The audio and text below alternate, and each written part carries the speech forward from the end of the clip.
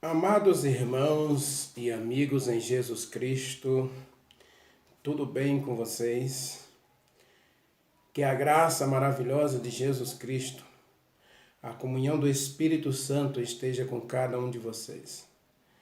Para mim é um privilégio me dirigir a você, desejando que você seja ricamente abençoado por Deus, não só na sua comunhão diária com Deus, no seu relacionamento com Ele, mas também ao assistir essa mensagem, ao compartilhar com seus amigos, ao deixar o seu comentário, o seu joinha. Então você estará sendo ricamente abençoado por Deus, tá bem? Falemos com o Papai do Céu. Querido Deus, nosso Pai, Criador dos céus e da terra, estamos na Tua presença, Pai, e na Tua presença queremos viver para sempre. Aceite a nossa vida no Teu altar, aceite a cada um de nós na Tua presença e ricamente nos abençoe.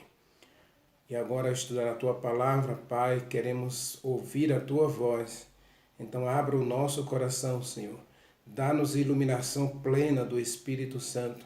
Aquele que inspirou os profetas da Bíblia, agora também abra os nossos olhos, ilumine os nossos olhos para contemplar as maravilhas da Tua palavra.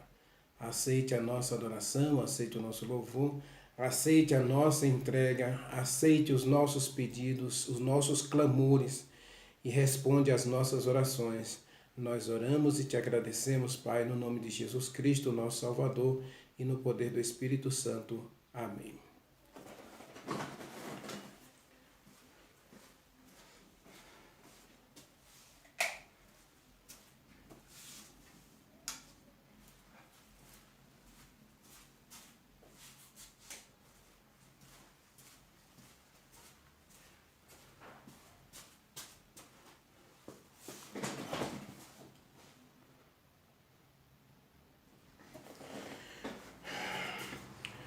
Amados, vimos na mensagem de ontem que Deus deu a Caim o poder da escolha, a capacidade de escolher. O convite de Deus para ele era: você precisa escolher. E ao se defrontar com essa realidade, Caim só tinha essas duas opções: escolhe o caminho de Deus ou escolhe traçar o seu próprio caminho. Escolhe o caminho de Deus ou escolhe seguir sua própria direção, sua própria escolha. Por isso, a mensagem de ontem eu coloquei como subtítulo, o caminho de Caim. A escolha que ele fez. E eu falei na mensagem que nós íamos trabalhar a frase: o pecado está à porta. E já de antemão, vamos ler o texto. Vamos ler o texto. Abra sua Bíblia. Não esqueça, a palavra de Deus é a base do seu relacionamento com Ele. E é nela que você precisa conversar com Deus e ouvir a voz de Deus. Ninguém vai ouvir a voz de Deus sem abrir a palavra. Acredite. Existem hoje, pelo menos algumas pessoas dizem que existem 4 formas de Deus falar com você. 4 formas de Deus falar com você. Primeiro, a natureza. Aquilo que Deus criou revela quem Ele é. A natureza revela Deus. Segunda revelação, a natureza. A primeira revelação é a natureza. A segunda revelação é a história. Essa revelação é nova. Antigamente se falava em 3 formas de Deus falar com o ser humano, que seria através da natureza, através da Bíblia e através de Jesus Cristo. Mas agora algumas pessoas estão acrescentando aí, devido a vários achados arqueológicos, a diversas nuances da história humana, alguns historiadores, alguns teólogos acrescentaram a história como revelação de Deus. Veja, a história revela as ações de Deus em nosso mundo.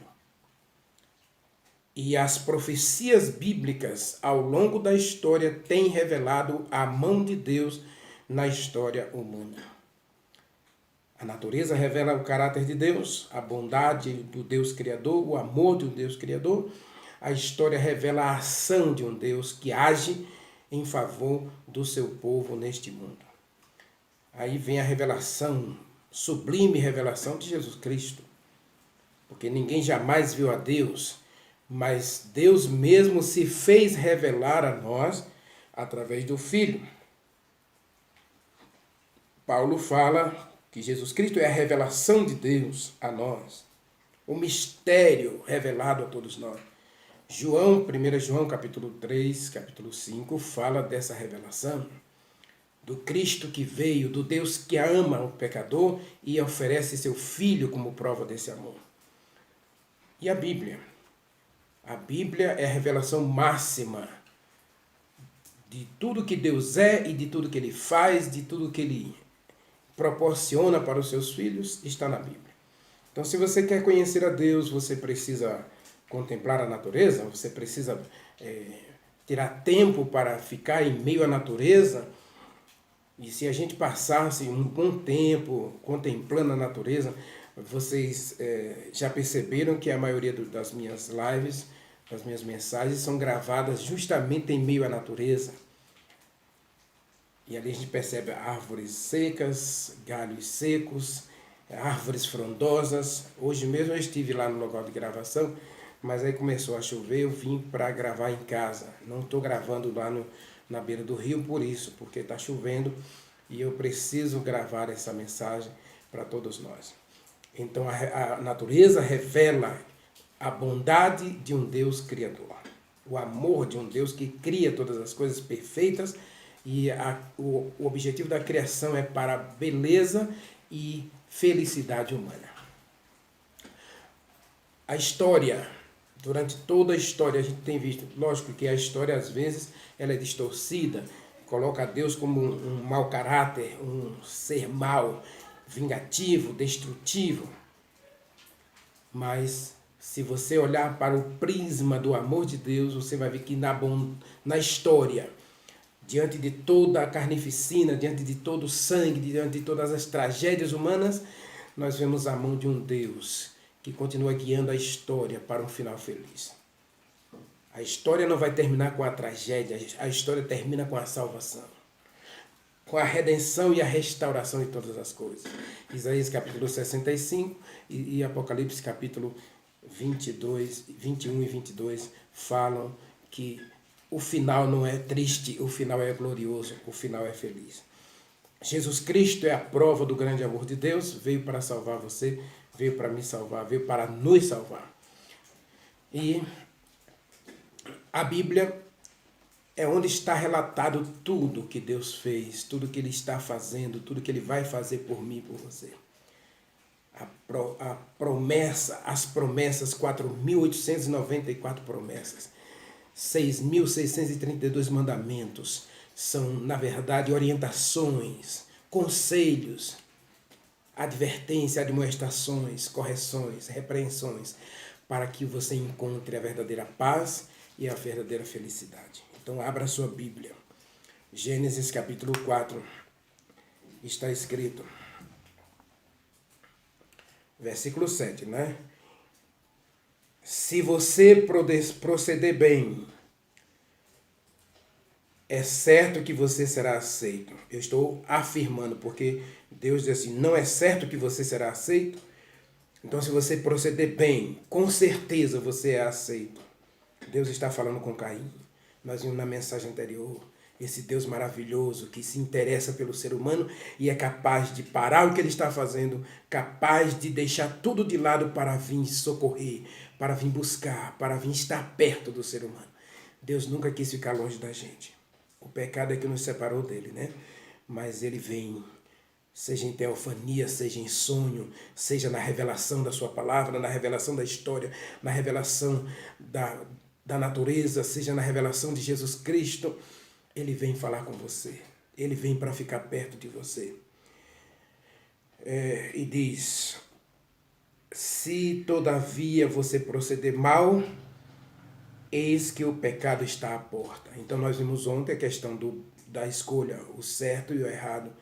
Caim precisava fazer escolha. Nós vimos aí, até citamos 2 exemplos de que as escolhas humanas determinam resultados felizes ou resultados trágicos. E como nós estamos trabalhando a série Pecado, e nesse momento ainda estamos trabalhando a questão da definição e ampliação da compreensão do pecado, eu coloquei 2 exemplos negativos, né? O exemplo de Acã e o exemplo lá do jovem de São Paulo que, por curiosidade, começou a experimentar a droga e parou na overdose. Infelizmente. E aqui diz, o pecado está à porta, à espreita. Aí na sequência ele diz, o teu desejo é contra ti, mas cumpre a você dominá-lo. Dominar o desejo, dominar o pecado. Meus amados, se a gente for perceber, Deus está dizendo para Caim que ele poderia ter domínio próprio sobre os desejos, sobre os pensamentos, mas não sobre o pecado. Lá em Tiago, capítulo 1, versículo 14, está escrito assim, eu vou ler na versão do Novo Mundo, que diz assim, você, quando for tentado, nunca diga que é tentado por Deus, porque Deus não tenta ninguém e Ele não é tentado por ninguém. Mas cada um de nós é tentado por alimentar os desejos do nosso coração. O que é tentação? Alimentar desejos pecaminosos em nosso coração. Deus está dizendo, o pecado está à porta. O pecado está aí, o pecado é uma realidade. Hoje existem vários filósofos, existem vários teólogos, existem vários pastores dizendo que não existe pecado. Meus amados, Deus está dizendo o pecado está aí. E quando Deus diz que o pecado está aqui, Deus está dizendo para Caim que as ações de Caim revelavam os desejos do seu coração. As ações revelavam atitudes erradas da vida de Caim. O pecado está à porta. Veja que Satanás não pode empurrar você da ponte, ele não pode construir ninho na tua cabeça, mas ele pode colocar os passarinhos para voar sobre a sua cabeça, ele pode levar você até a ponte. O pecado está aí. O pecado é uma realidade na vida humana. Romanos capítulo 5, versículo 12, Paulo diz o seguinte, Romanos 5, abra sua Bíblia, tá? Romanos 5, versículo 12, está escrito. Amados, olha que coisa tremenda Deus revela para nós. Portanto, assim como por um só homem entrou o pecado no mundo, e pelo pecado a morte, todos escolheram o caminho do pecado. Porque todos somos pecadores. Eu estou parafraseando, mas Paulo está dizendo literalmente, por Adão o pecado veio para nós. E o pecado passou, e também com o pecado, o salário do pecado é a morte, então a morte passou a existir. A morte é consequência do pecado. E todos os homens receberam a semente do pecado em seu coração, porque eles se tornaram pecadores. Então nós somos pecadores, e porque somos pecadores, nós praticamos pecado, nós cometemos pecado. 1 João, capítulo 3, o apóstolo diz o seguinte, 1 João, capítulo 3, o apóstolo diz assim: aquele que é nascido de Deus não vive na prática do pecado. Percebe? O pecado existe. Pecado é transgressão das leis de Deus, é desobediência à palavra de Deus. Então, pecado é uma realidade. E Deus deixa claro isso para Caim. O pecado é uma realidade. Agora, meus amados, se o pecado é uma realidade, eu preciso lutar contra o pecado. É isso que Deus está lhe dizendo para Caim. Você precisa lutar para vencer o pecado. Você precisa lutar para derrotar o pecado.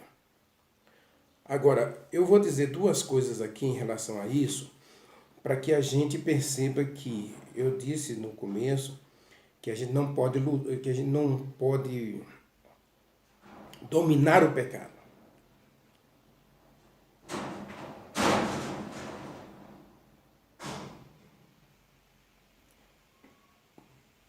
Por que nós não podemos dominar o pecado? Veja. Primeiro,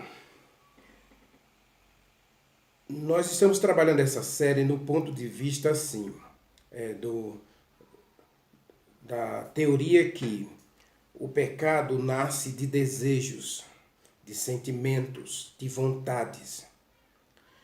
Então, antes de querer dominar o pecado, você tem que dominar os seus desejos, dominar as suas vontades. E aí a Bíblia chama de domínio próprio, né? Gálatas capítulo 5, versículo 23, fala sobre domínio próprio. Paulo disse que ele escravizava o corpo dele para não pecar. O salmista do Salmo 119 diz que guarda a palavra no coração para não pecar. Então a minha luta não é contra o pecado, diz a Bíblia, Efésios capítulo 5, que a minha luta não é contra o pecado.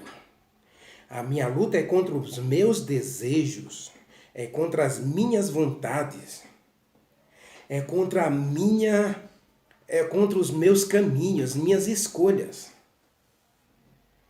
Se eu tenho duas escolhas apenas, eu preciso vigiar meus pensamentos, eu preciso vigiar os meus planos, eu preciso vigiar as minhas vontades para que essas vontades, esses desejos, não me levem à prática do pecado. É isso que João está dizendo. Se você nasceu de Deus, e Paulo explica isso de uma forma interessante. Colossenses capítulo 3, Colossenses 3, ele diz assim: portanto, vocês ressuscitaram juntamente com Jesus Cristo. Então, busque as coisas do alto, onde Jesus Cristo vive e está assentado à direita de Deus. Pense nas coisas do alto. Então eu tenho que lutar contra o pecado? Não. Eu tenho que dominar o pecado? Não. Eu tenho que dominar os meus pensamentos. Eu tenho que dominar a minha natureza. E aí, onde é que entra a questão da santificação? Aí é onde entra a questão do relacionamento, da comunhão com Deus. Eu busco a Deus para que Ele molde o meu caráter, para que Ele molde a minha personalidade, para que Ele molde as minhas atitudes. Então essas atitudes não refletirão o pecado. Ou seja, eu estarei derrotando o pecado quando eu tenho domínio próprio sobre os meus pensamentos, sobre os meus sentimentos, sobre os meus desejos. Eu quero trabalhar essa questão do teu desejo é contra ti numa outra mensagem. Eu vou explicar melhor essa questão, mas observe que aqui Deus está dizendo que o pecado está aí. O pecado é real. Uma outra questão que me leva a pensar que eu não tenho que lutar contra o pecado É porque eu sou aquilo que eu contemplo. Se eu parar para contemplar o pecado, o que aconteceu com Eva? O que aconteceu com Acã? O que aconteceu com o jovem de São Paulo? Os três caíram na mesma armadilha do diabo. O diabo colocou diante deles uma visão equivocada do pecado, fazendo parecer que o pecado era bom. Quando eu começo a racionalizar o pecado, quando eu começo a fazer concessões ao pecado, aí eu acabo transgredindo. E cuidado com as concessões. E você sabe o que é concessão, né? Concessão é o seguinte, você sabe que é proibido alguma coisa. Vamos citar aqui. Aqui em Brasília tem muitas rotatórias. E ao fazer a rotatória, você pode escolher fazer todo o queijinho, né, da rotatória, ou você pode burlar a lei e contornar só a parte inferior da rotatória. A lei não vai punir você, isso seria uma concessão.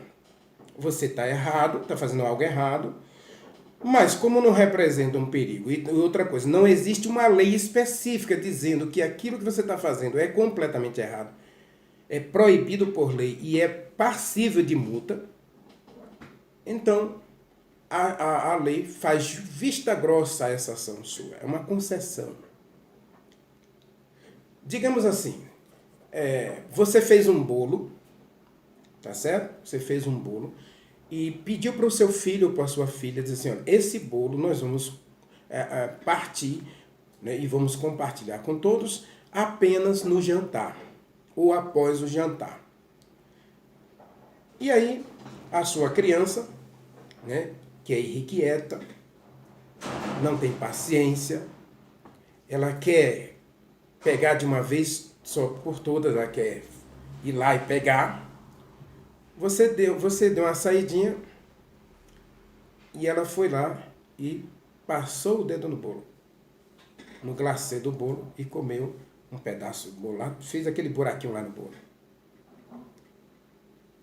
Quando você chegou, viu aquela obra de artes que a criança fez, e aí você faz concessão, ou seja, você não repreende a criança, você faz vista grossa, brinca, faz uma piada, uma pilheira. Então a criança acha que, bom, se ela não fez nada, então ela me deu permissão para fazer outras vezes. Isso chama-se permissividade ou concessão. Você está abrindo uma janela para que o erro não pareça erro, para que o pecado não pareça pecado. Cuidado com a concessão. Cuidado com essa ideia de que um pouquinho não faz mal. Ah, só essa vez. Só aquela vez. Ah, ninguém vai saber. Então são concessões que a gente faz para acabar praticando o pecado. Então eu não tenho que lutar contra o pecado. Eu preciso lutar contra essa natureza pecaminosa que existe dentro de mim, que me leva a pensar, que me leva a desejar, que me leva a querer o pecado. E aí a gente parte para essa questão das concessões. Infelizmente hoje tem muita gente aí defendendo o pecado por causa das concessões. Ah, não vai prejudicar ninguém, eu faço com equilíbrio, eu faço com moderação. Então são as concessões. Não faça concessão ao pecado. Pecado é pecado e acabou. Não existe essa ideia de pecadinho, pecadão, né? Esse pecado é grave, esse pecado não é grave. Todo pecado separa você de Deus. Porque se o pecado é iniquidade, se o pecado é desobediência, se o pecado é transgressão, se o pecado é impiedade, se o pecado é rebelião contra Deus, se o pecado é desvio da verdade, desvio da vontade de Deus, desvio da moralidade, então não existe concessão para o pecado. Então eu não tenho que lutar contra o pecado, eu não tenho que dominar o pecado. Deus me livre. É o erro mais terrível que eu e você estamos cometendo, lutar contra o pecado. Aí nós estamos trabalhando aquela questão. Lembra que você quer definir comportamento pecaminoso e comportamento não pecaminoso. O erro nosso como cristãos é hoje acordar pensando, não vou fazer isso porque é pecado, não vou fazer aquilo porque é pecado. Quando na verdade tudo que eu e você precisamos fazer, que Caim não fez, foi ficar na presença de Deus. Se Deus veio a Caim, nós vimos na mensagem anterior, que coisa maravilhosa, esse Deus grandioso e glorioso, parar o universo, parar suas ações e vir ficar com o pecador. Ficar comigo e com você. Caim deveria ter pensado em ficar na presença de Deus.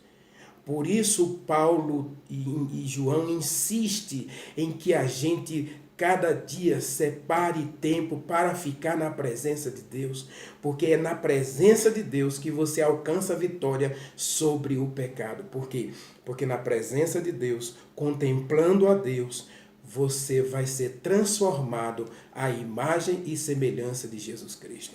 Ou seja, você vai ter o caráter de Deus, a mente de Jesus Cristo. Está escrito em Coríntios. 1 Coríntios capítulo 3 diz que nós temos a mente de Jesus Cristo. Como é que eu posso desenvolver a mente de Jesus Cristo?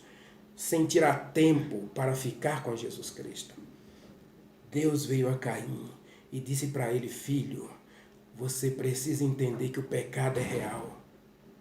O pecado é uma realidade e você precisa dominar o pecado. Você precisa vencer o pecado, mas você não vai vencer enquanto você alimentar a natureza pecaminosa, enquanto você alimentar esses desejos de pecado. Ficar na presença de Deus. Eu não sei se você já assistiu a minhas mensagens. E uma das mensagens que eu falo sobre Abraão, Deus disse, olha que coisa maravilhosa. A Bíblia não se contradiz. E Deus disse de Abraão. Abraão estava vivendo aquele cristianismo que a gente falou um pouquinho ontem, né? Cristianismo de fachada, de muita hipocrisia e tal. E então Deus aparece a Abraão. Abraão tinha 15 anos já de relacionamento com Deus, andando com Deus, né? Já tinha aí uns 5 altares construídos. Mas aqui e acolá mentia, aqui e acolá tinha problemas, teve problema com Ló, teve problema com Agar, teve problemas com os Jeramitas, do pessoal de Gerar, teve problema com o pessoal do Egito. A mentira é terrível. Não pense que mentira. A gente tem a mania de dizer que existe 3 tipos de mentira, né? A mentira branca, aquela mentira leve que você pode mentir para se justificar e essa mentira é boa porque ela protege você e tal. Aí existe a mentira moderada, que é aquela mentira que você sabe que não deveria praticar porque é aquela mentira que você conta no trabalho. Você não foi trabalhar porque você passou a noite bebendo e tal. E aí depois você, para faltar ao trabalho, você vai e compra um atestado médico. Então, uma tremenda mentira, mas você acha que não vai prejudicar porque você pagou ao médico, né, para mentir por você, para dizer que você estava doente.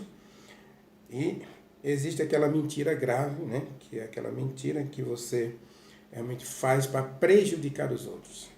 Você mente, a fofoca, né? Você mente para prejudicar o próximo. Então, Deus odeia a fofoca.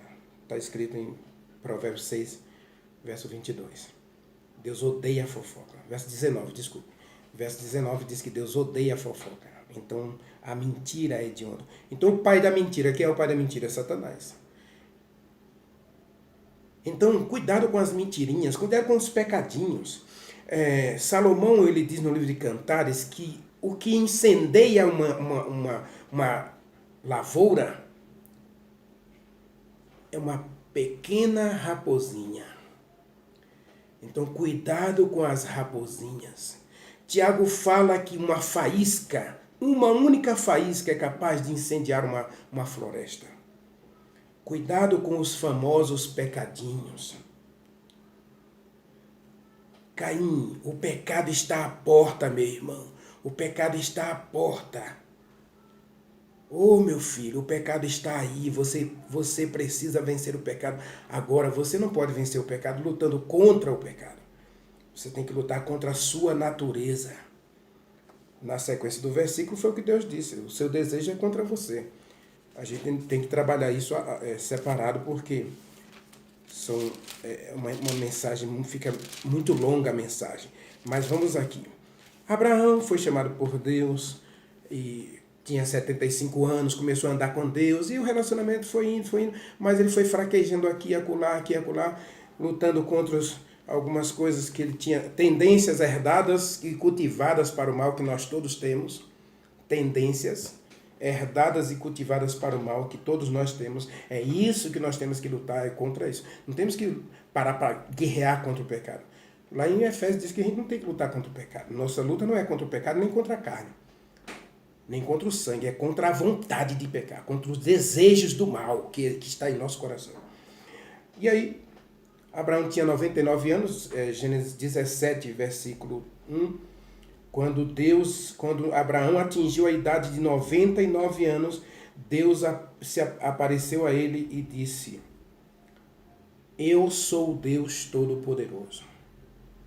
Olha aqui, Abraão estava se separando de Agar, né? Estava aquela celeuma, aquela picuinha na sua casa estava um verdadeiro inferno por causa do adultério dele com Agar.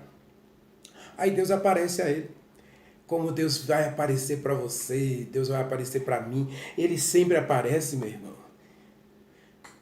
Essa série é maravilhosa porque essa série não só mostra a questão do pecado, mas mostra um Deus preocupado em te dar a vitória sobre o pecado. E Deus queria dar a vitória sobre o pecado a Abraão. Abraão, você quer vencer o pecado? Então Deus disse: olha, eu sou o Deus Todo-Poderoso. Deus primeiro aparece para ele. Deus vem atrás da gente.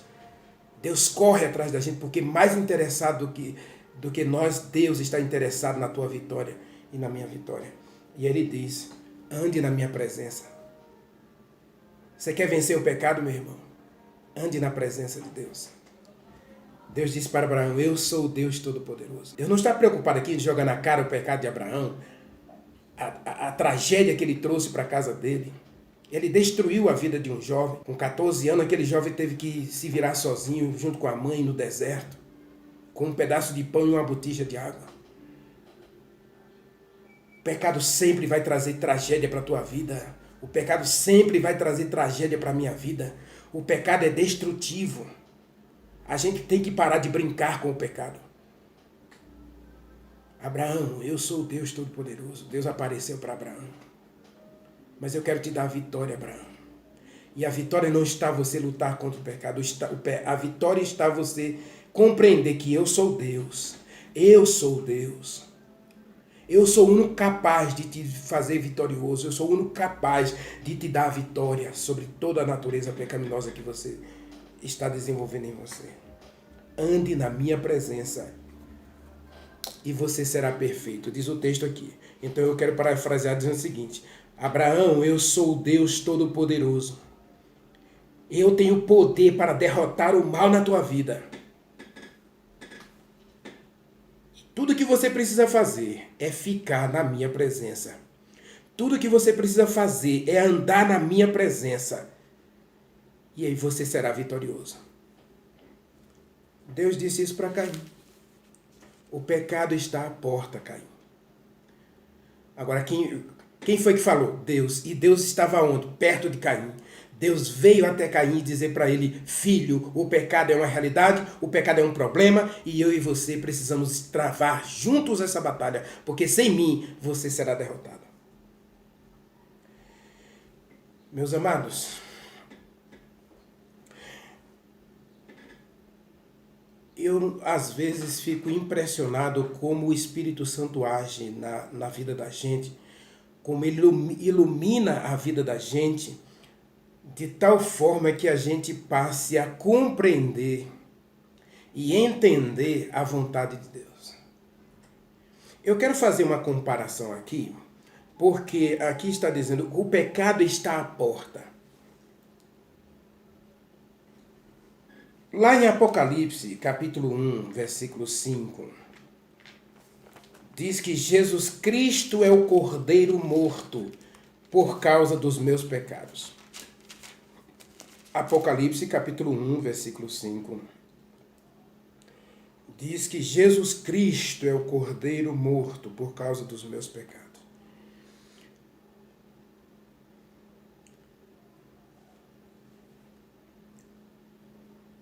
Veja,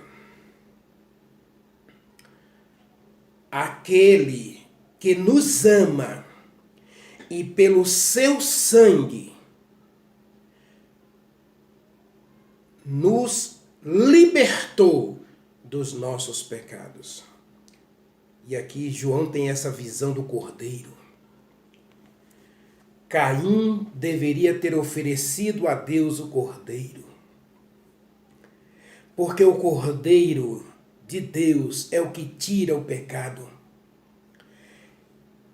Nesse contexto, o pecado de Caim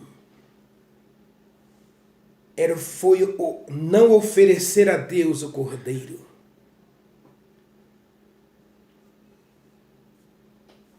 A oferta de Caim era uma oferta de pecado. Por quê? Porque ela não tira pecado. Ela não representa a libertação do pecado. E você já entendeu o que eu estou dizendo? Veja o que Deus diz em 2 Coríntios capítulo 5, versículo 21. 2 Coríntios capítulo 5, verso 21. Olha que Deus maravilhoso, que Deus tremendo. Ele quer que você seja um vencedor sobre o pecado, meu irmão. Ele quer que você seja uma vencedora sobre o pecado, minha irmã. E Deus diz no capítulo 2 Coríntios, capítulo 5, versículo 21. 2 Coríntios, capítulo 5, versículo 21. Olha que Deus tremendo. Diz aqui, ó. Aquele que não conheceu o pecado. Jesus Cristo não pecou. Diz o versículo 21. Aquele que não conheceu o pecado. Deus o fez pecado por cada um de nós. Para que nele, Jesus Cristo, o pecado. Jesus Cristo, o pecado. É o que o texto está dizendo. Deus transformou Jesus Cristo em oferta de pecado para me libertar do pecado.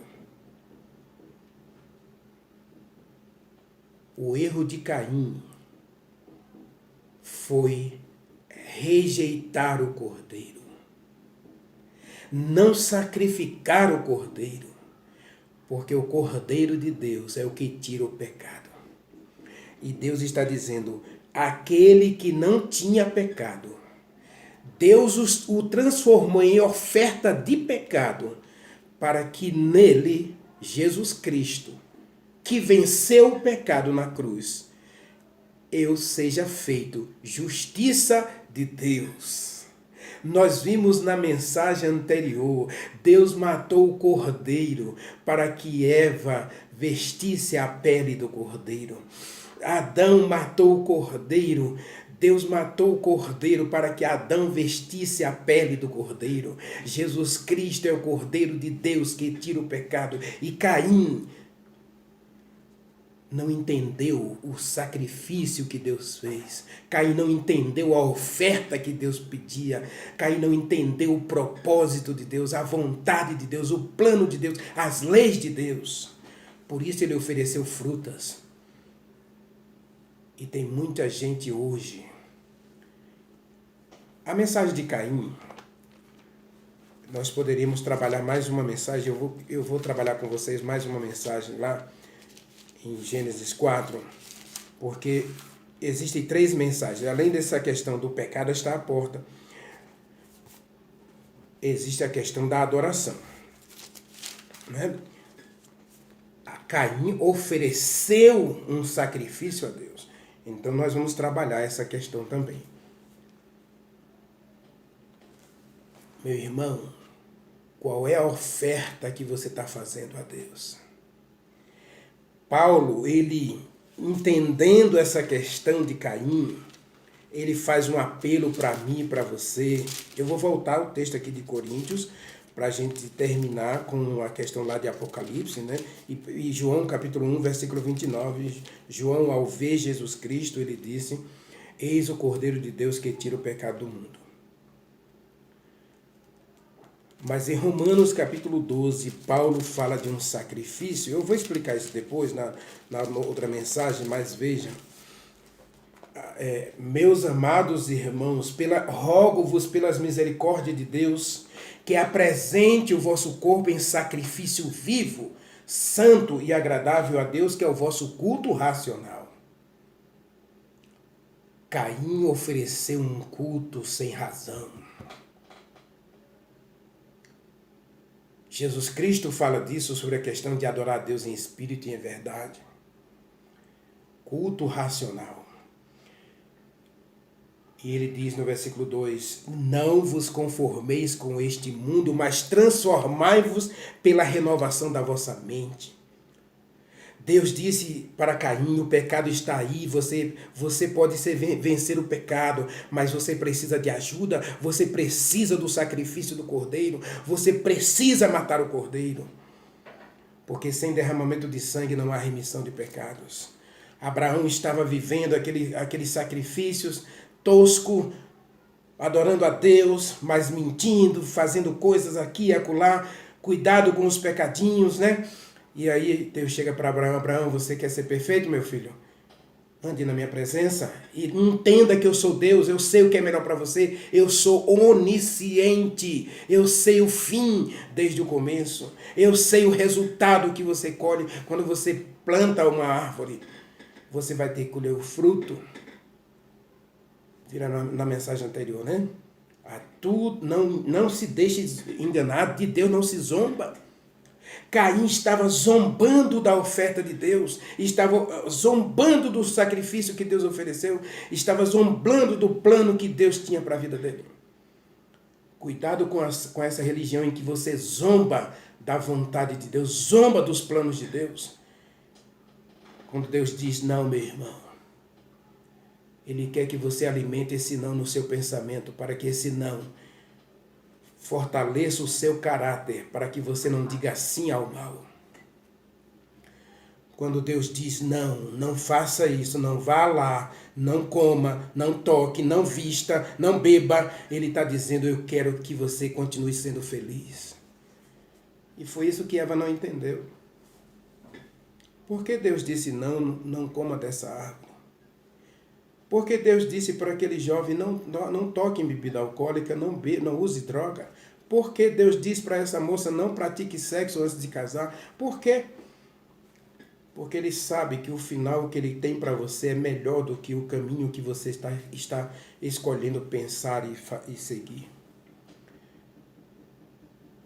Meus amados, João estava anunciando a chegada de Jesus Cristo e ele disse o seguinte. Eu vou ler esse texto de João e depois nós vamos para Apocalipse capítulo 3. Eu quero encerrar com Apocalipse 3. João capítulo 1, versículo 29 está escrito: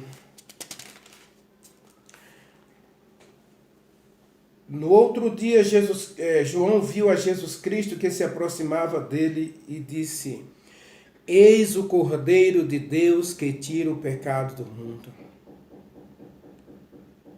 Você quer vencer o pecado, meu irmão? Não é para você lutar contra o pecado. Você não tem que lutar contra o pecado, você tem que lutar contra a natureza pecaminosa que há em você. Esse desejo de fazer o mal, esse desejo de comer, esse desejo de beber, esse desejo de vestir, esse desejo de estar onde não deve estar. Esse desejo que está destruindo a nossa felicidade. É isso que tem levado milhões de pessoas ao uso de drogas, ao uso de entorpecentes, aos vícios. Adultério, mentira, prostituição, roubo, assassinato. Tudo nasce dessa vontade insana dos nossos pensamentos. Como disse a versão lá do Novo Mundo, cada um de nós é tentado pelos pensamentos e desejos da nossa carne. Mas Deus oferece o Cordeiro. Deus oferece o plano para a gente. Deus oferece algo melhor para a gente. E aí, a igreja do Apocalipse, Deus mandou umas cartas para a igreja do Apocalipse. E aí ele fala sobre a atitude desse povo que diz assim, a Laodiceia, né? A igreja de Laodiceia estava vivendo o ápice da vida espiritual. Somos perfeitos, temos uma igreja boa, temos uma igreja bonita, aconchegante, lotada. A nossa cidade é uma cidade rica, produtora de colírios, vestes caras.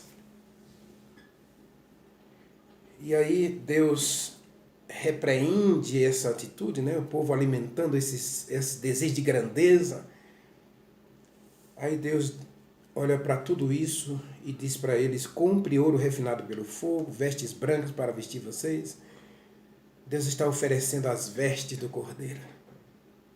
Assim como Deus ofereceu as vestes. Vamos lá, Apocalipse capítulo 3, versículo 18 e 19 está escrito. Ah, meus amados, como Deus maravilhoso. Aconselho-te que de mim compres ouro refinado pelo fogo para te enriquecer e vestiduras brancas. Deus vestiu Eva com a pele do Cordeiro. Deus vestiu Adão com a pele do Cordeiro. Deus ofereceu o Cordeiro para Caim.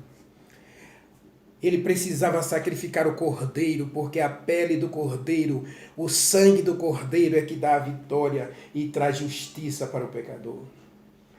Eu aconselho a você que você compre ouro refinado no fogo e vista vestes brancas para que você não fique nu. Adão e Eva estavam nus. Deus disse: eu estou oferecendo a pele do Cordeiro para vocês não ficarem nus. Deus está oferecendo a pele. Deus está oferecendo vestiduras brancas para mim, para você, para a gente não ficar nu. Que Deus maravilhoso, que Deus tremendo, capaz de vir até nós, pecadores, insistir conosco e nos oferecer a salvação e a vida eterna. Nos oferecer a sua justiça. Ele, Jesus Cristo, olha, Coríntios, 2 Coríntios é tremendo, né? Jesus Cristo se fez pecado por nós, para que na justiça dele nós sejamos filhos e filhas de Deus. Ele se fez pecado por nós, para que nós fôssemos feitos justiça de Deus. E Deus, em Apocalipse 3, está oferecendo a mim e a você as vestes do Cordeiro, as vestes da justiça do Cordeiro. Diz Apocalipse capítulo 12 que os salvos alvejaram as suas vestes no sangue do Cordeiro. Os salvos, os vitoriosos, os vencedores contra o pecado, alvejaram as suas vestes, limparam as suas vestes, purificaram as suas vestes no sangue do Cordeiro. Apocalipse capítulo 1 diz que ele é o sacrifício perfeito. Ele nos purificou, nos libertou dos nossos pecados pelo seu próprio sangue. João viu o Cordeiro morto, mas que ressuscitou, e pelo seu sangue nos purificou de todo pecado. Apocalipse capítulo 3, Deus está oferecendo o Cordeiro, está oferecendo as vestes do Cordeiro para purificar a mim e a você, para que a gente não ande nu. Adão e Eva fizeram folhas de figueira, e estavam nus. E Deus agora oferece o cordeiro. E o versículo 20 é tremendo. O versículo 20 é o convite de Deus para mim e para você. Deus diz no versículo 20, eu estou à porta. Para Caim, Deus disse, o pecado está na tua porta. E agora Deus está dizendo, a graça está batendo à tua porta. Eu estou à porta, eu estou batendo. E cabe a você tomar uma decisão. Abre a porta para o pecado.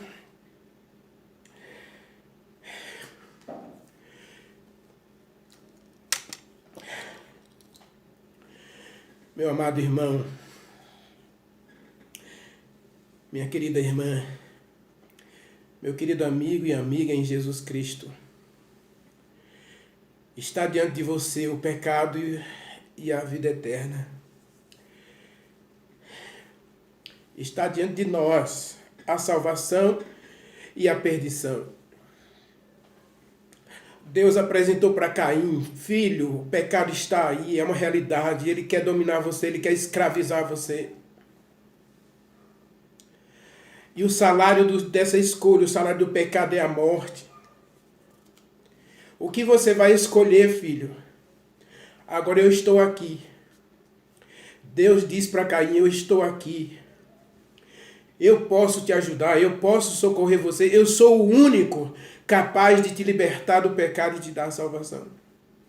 Deus disse de Abraão, Abraão, você quer ser perfeito, você quer vencer o pecado, você quer vencer essa natureza pecaminosa?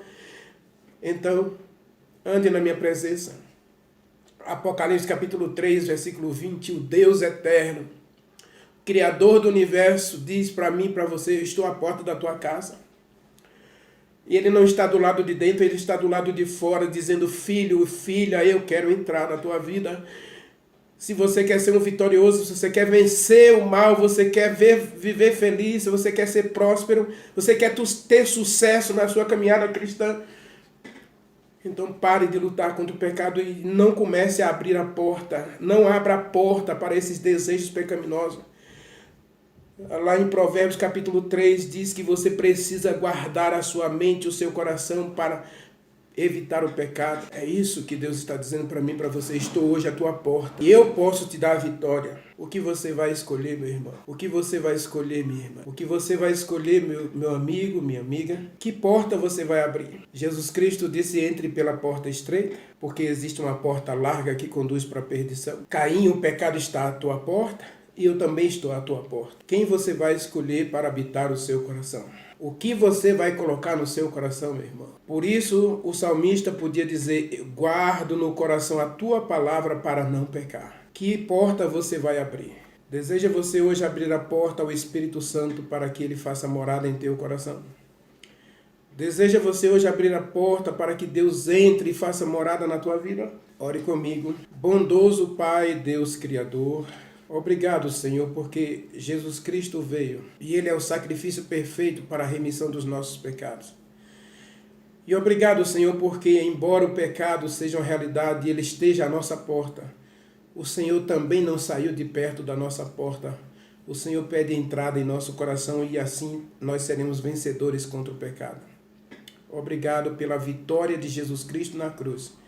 E hoje dá-nos vitória sobre os nossos pecados, sobre os nossos desejos pecaminosos, sobre essa natureza pecaminosa. Dá-nos vitória, Senhor. Ajude-nos a abrir a porta ao Espírito Santo. Ajude-nos a abrir a porta à Tua Palavra, para que a gente não peque contra Ti. Aceite o nosso louvor e adoração e a nossa entrega, em nome de Jesus Cristo. Amém.